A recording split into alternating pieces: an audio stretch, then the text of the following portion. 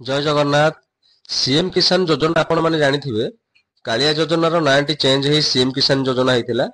ତ ସିଏମ କିଷାନ ଯୋଜନା ଆପ୍ଲାଏ ଏବେ ବି ଚାଲିଛି, ବହୁତ ଦିନ ହେଲାଣି ଆରମ୍ଭ ହୋଇଯାଇଛି। ଯେଉଁମାନେ ଆପ୍ଲାଏ କରିଥିଲେ ତାଙ୍କର ସବୁ ଲାଷ୍ଟ ଷ୍ଟେଜକୁ ଭେରିଫିକେସନ ପଳେଇଲାଣି, ସେମାନେ ଖାଲି ପଇସା ପାଇବେ।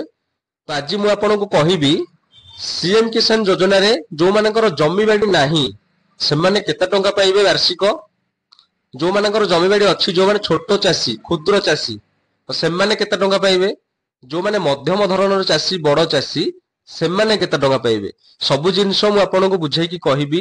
କଣ ଡକୁମେଣ୍ଟ ଲାଗିବ ଆପ୍ଲାଏ କରିବା ପାଇଁ, କଣ ଯୋଗ୍ୟତା ଥିଲେ ଆପଣ ପଇସା ପାଇପାରିବେ, ସବୁ ଜିନିଷ କହିବି। ଭିଡିଓଟି ଦେଖିବା ଆଗରୁ ମୋର ଚ୍ୟାନେଲକୁ ଗୋଟିଏ ସବସ୍କ୍ରାଇବ କରନ୍ତୁ। କ୍ଷୁଦ୍ର ଓ ନାମମାତ୍ର ଚାଷୀ, ମୁଁ ପ୍ରଥମରୁ ଆପଣଙ୍କୁ ଯୋଉ କହିଥିଲି କ୍ଷୁଦ୍ର ଚାଷୀ ଯୋଉମାନେ ଛୋଟ ଚାଷୀ ସେମାନେ ସିଏମ କିଷାନ ଯୋଜନାରେ କେତେ ଟଙ୍କା ପାଇବେ, କଣ ସୁବିଧା ପାଇବେ। ସିଏମ କିଷାନ ଯୋଜନାରେ ଗ୍ରାମାଞ୍ଚଳର ଯୋଗ୍ୟ କ୍ଷୁଦ୍ର ଓ ନାମମାତ୍ର ଚାଷୀ ଦୁଇଟି ଫସଲ ଋତୁ ପାଇଁ ବାର୍ଷିକ 4,000 ଟଙ୍କା ପାଇବେ। ତ କ୍ଷୁଦ୍ର ଚାଷୀ ଯୋଉମାନେ ଅଛନ୍ତି ଗ୍ରାମାଞ୍ଚଳରେ କିଷାନ ଯୋଜନାରେ ବାର୍ଷିକ 4,000 ଟଙ୍କା ପାଇବେ। ତ ଭୂମିହୀନ ଚାଷୀ ମାନେ ଯୋଉମାନଙ୍କର ଜମିବାଡି ନାହିଁ ତ ସେମାନେ ଆପ୍ଲାଏ କରୁଛନ୍ତି କେମିତି, ତ ଜମିବାଡି ନାହିଁ ଯୋଉମାନଙ୍କର ସେମାନଙ୍କର ନିହାତି ଜବ କାର୍ଡ ଟିଏ ଥିବ। ତ ଜବ କାର୍ଡ ଥ୍ରୁରେ ଆପଣ ଆପ୍ଲାଏ କରିପାରିବେ। ତ ଯୋଉମାନଙ୍କର ଜମିବାଡି ନାହିଁ ସେମାନେ ବାର୍ଷିକ କେତେ ଟଙ୍କା ପାଇବେ ଅବା ଟୋଟାଲି କେତେ ଟଙ୍କା ପାଇବେ।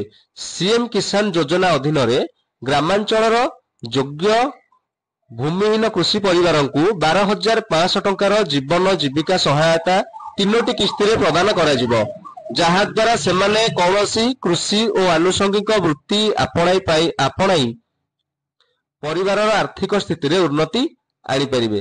ତ ସିଏମ କିଷାନ ଯୋଜନା ଅଧୀନରେ ଗ୍ରାମାଞ୍ଚଳରେ ଯେଉଁମାନେ ଯୋଗ୍ୟ ଭୂମିହୀନ ଚାଷୀ ଥିବେ ସେମାନଙ୍କ ପରିବାରକୁ 12,500 ଟଙ୍କା ଟୋଟାଲି ମିଳିବ, ଯାହାକି 3ଟି କିସ୍ତିରେ ମିଳିବ।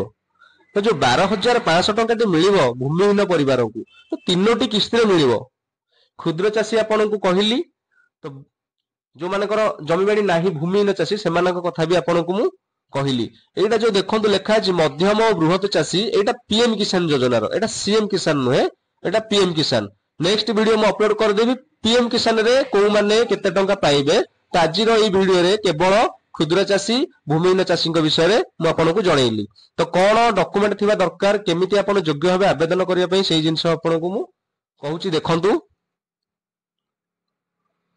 ସିଏମ କିଷାନ ପାଇଁ କ୍ଷୁଦ୍ର ଚାଷୀ ଗ୍ରାମାଞ୍ଚଳରେ 5 ଏକରରୁ କମ ଚାଷ ଜମି ଥିବ, ଯୋଉମାନଙ୍କର 5 ଏକରରୁ କମ ଚାଷ ଜମି ଥିବ ସେମାନେ କ୍ଷୁଦ୍ର ବା ଛୋଟ ଚାଷୀ ଭାବରେ ଆବେଦନ କରିପାରିବେ।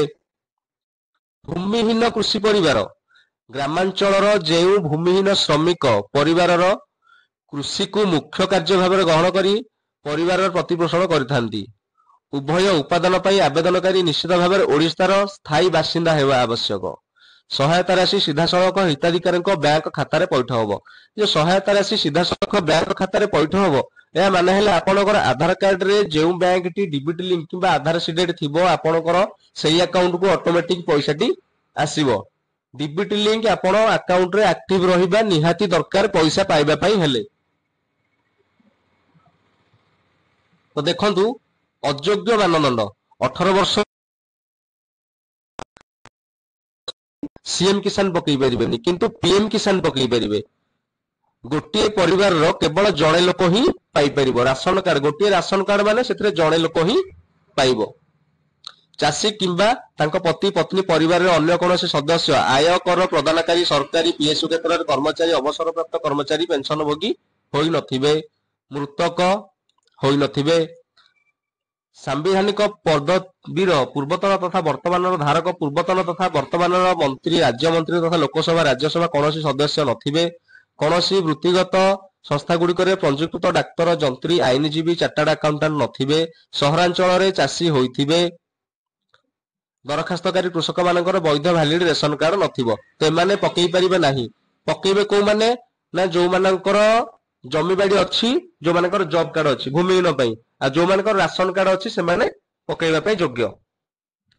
ତ ଆଶା କରୁଛି ଭିଡିଓଟି ଆପଣ ମାନେ ସମ୍ପୂର୍ଣ୍ଣ ବୁଝିପାରିଥିବେ। ଭିଡିଓଟି ଅଧିକ ମାତ୍ରାରେ ସେୟାର କରନ୍ତୁ, ଯେମିତି ସମସ୍ତେ ଜିନିଷଟି ଜାଣିପାରିବେ। ଗଭର୍ଣ୍ଣମେଣ୍ଟର ସ୍କିମ୍ ରହୁଛି, ସମସ୍ତେ ଜାଣିବା ନିହାତି ଦରକାର, ସମସ୍ତଙ୍କର ଅଧିକାର। ଭିଡିଓଟି ଯେତେ ମାତ୍ରାରେ ପାରୁଛନ୍ତି ସେୟାର କରନ୍ତୁ। भिडियोटी देखिला परे आपनको जदि भल लागि मो चैनल निश्चय सब्सक्राइब करंतु। जय जगन्नाथ।